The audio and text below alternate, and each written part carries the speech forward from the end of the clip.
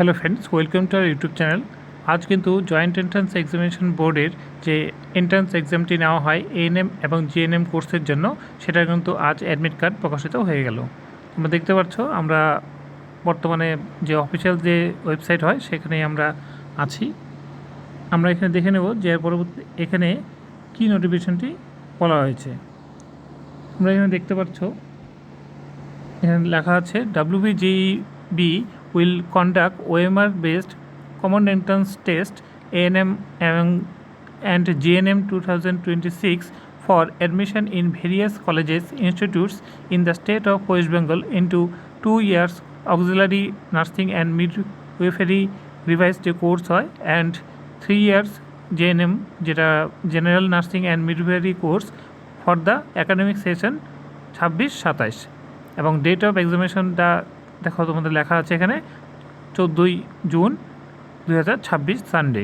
ঠিক আছে, যেটা রেজিস্ট্রেশন তোমাদের অনলাইন রেজিস্ট্রেশন যেটা হয়েছিল এএনএম এবং জিএনএম কোর্সের জন্য 25/3/2026 থেকে 22/4/2026।